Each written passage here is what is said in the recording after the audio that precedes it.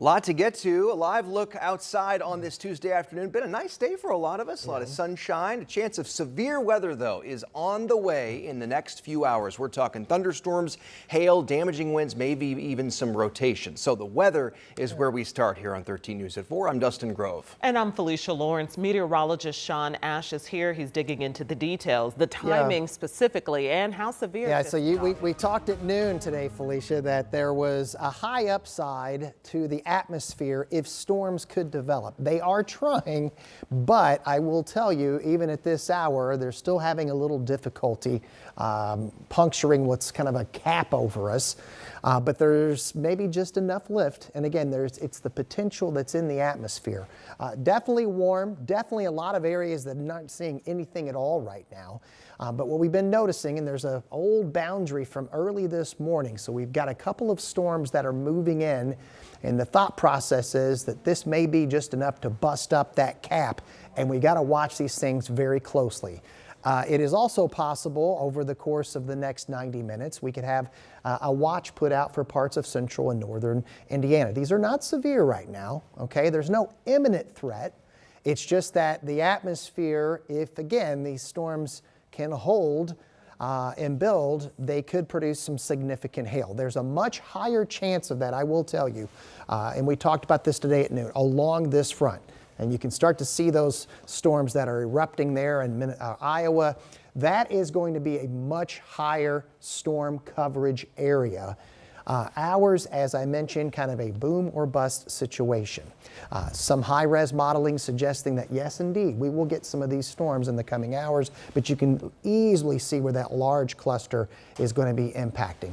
Much to discuss as we move forward. This is one of several days of storms in the 7-day forecast, all ahead in a few minutes. It's a busy one. All right, Sean, we'll check back. Thank you. Live look outside right now. This is the northeast side of Indy, 82nd and I-69. You know it probably as the cone zone, what INDOT calls Operation Clear Path. You'll be happy to know crews are preparing for some of the final phases of this project, but that'll also mean some roads are going to have to close. This is a project that has taken years. Yeah, at least since I moved here. It's been a long time. Yeah, so the goal is to improve the daily commute.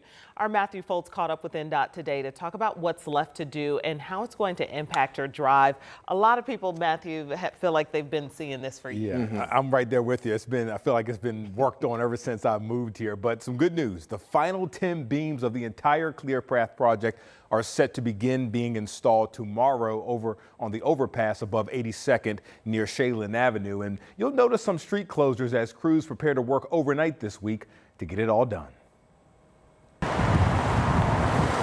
82nd Street is no stranger when it comes to a lot of traffic. This is the second busiest interchange in the state. Running right underneath I-69 on the city's northeast side, thousands of drivers use this interchange every day. We're talking 125,000 cars a day. Jordan Yaney is with INDOT. He says starting Wednesday, they will be closing down portions of the street as crews prepare for the final stretch of the Clear Path project. There will be 10 beams set on the I-69 northbound bridge over 82nd Street.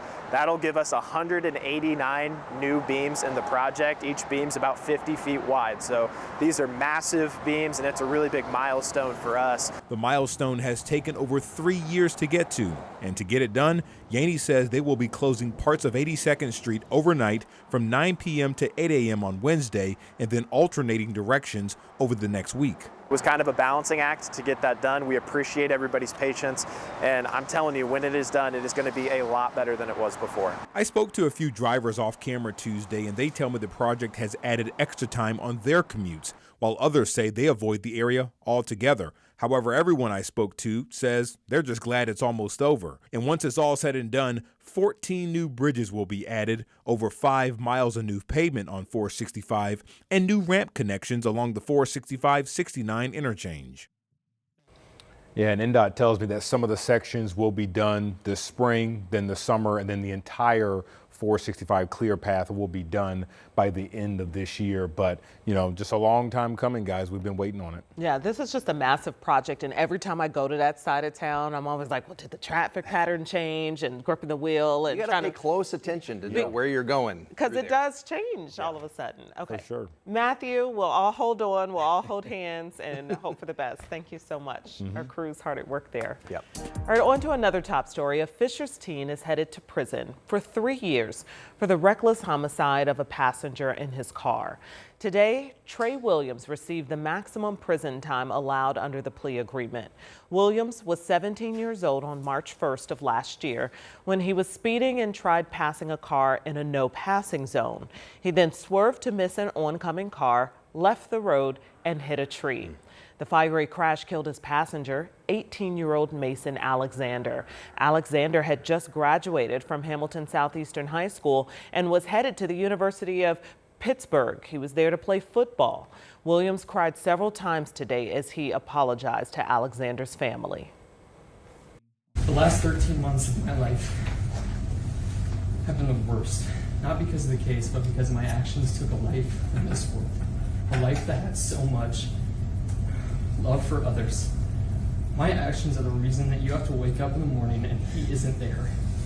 I'll never be able to make it right. For that reason, I am deeply sorry. So Williams was taken into custody from the courtroom. His sentence also includes 1 year of community corrections on work release, then 2 years probation. His driver's license is suspended for 5 years. Sheriff Kelly, any comment on your initial hearing this morning and the charges that you face? No, here in sir. Marion County? No. Any message to the Clinton County Commissioners who have asked for your resignation, as with your wife? No. Any other comment at this time, sir? No. This is Clinton County Sheriff Richard Kelly. He and his wife Ashley stood before a Marion County judge Tuesday, both now facing felony fraud and official misconduct charges. Prosecutors say the couple falsely claimed more than $50,000 in disability benefits for Ashley. Despite a bad back, they say she was doing physically demanding activities, carrying kids, riding horses, even parasailing. Investigators also say Richard Kelly used his position as sheriff to misrepresent Ashley's role at the jail. Both are barred from using firearms and from contacting key witnesses. They're out on bond and due back in court in July. In the meantime, the Kellys already face a pending criminal case in Clinton County dating back to 2022, all while Ashley runs for her husband's seat as sheriff and Richard Kelly runs for a spot on the Clinton County Commissioners, the same board that's now calling on both of them to resign. And another story, it's a big announcement today from the State House on an issue important to so many families. We're talking about access to affordable child care. Governor Mike Braun announced this morning he wants to pump $200 million into child care vouchers, which would take about 14,000 kids off what has become a really long wait list. They're waiting for Child Care and Development Fund vouchers, a key program that provides free or reduced cost child care that's been frozen for 15 months. State leaders say the move will provide relief to a lot of families. At the end of the day, this is about who's your children, this is about who's your families, this is about who's your working families. It's also about the child care providers that provide the care that this state relies on every day. Well, where's this $200 million coming from? The general fund. State lawmakers are expected to approve it later this week. While even the governor's critics call this a step in the right direction, they also say state lawmakers could have done something about this last year. Democratic Senator Fatty Cadora told me even with today's announcement, there will still be 17,000 kids on the wait list. And he says part of the larger problem is that the state legislature has also made cuts to eligibility by reducing the poverty threshold, and they've reduced reimbursement rates to child care centers.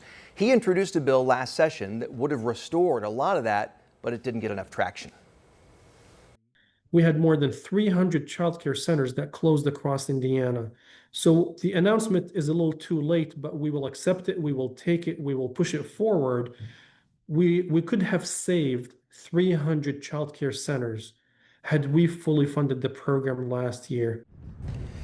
Tonight at 5, we'll hear from the owner of one of those child care centers that did close, what she has to say about today's announcement and what it means. Our Ella Rhodes will have that part of the story coming up in about 1 hour from now. Well, the new board overseeing Indianapolis public and charter schools is holding its first meeting right now inside the City County building. We have a live look at the proceedings, which just got underway at the top of the hour. It's a 9-member board that will oversee facilities, finances, and transportation.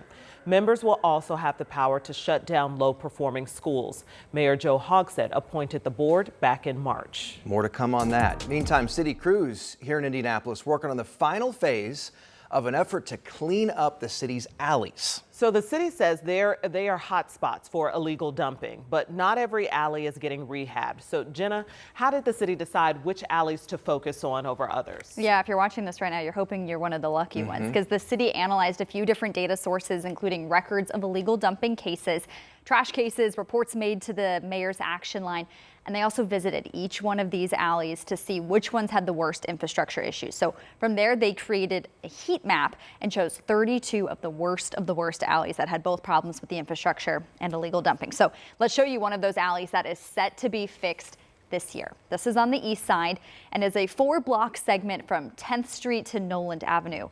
We drove over it ourselves and there's definitely a lot of potholes. One neighbor even put up a no dumping sign because he says he's sick of having to move people's trash so he can get his car out of his garage. Before fixing the alley, the city cleans up the trash, and they hope all of this will make people stop dumping their trash in the future.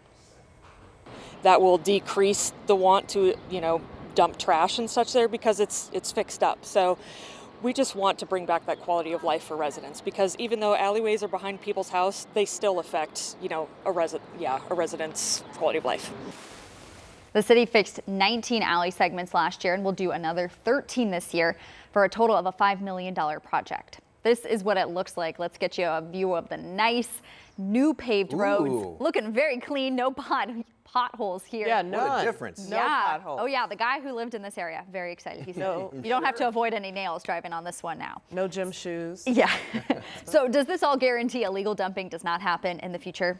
No. And the city acknowledges that. They said they have had to go back and clean up some of these repaved alleyway areas, but you can still report illegal dumping. In fact, they encourage you to do so to the mayor's action line. But again, I talked to multiple people who live in this area. They were excited to see their alley without potholes, and they were excited to see if theirs was going to get any construction in the future. So you'll hear from them a little bit later at 6 o'clock. I think it'll discourage it, though, because now it looks like there's some tender love and care that's happening in that area. And that's the goal of this whole project, is that if it looks nice, people don't want to leave their trash in the first place. Well, you want to get out of your garage too, Yeah, right? don't want a mattress blocking your garage. No kidding. All right. Thanks, Jenna.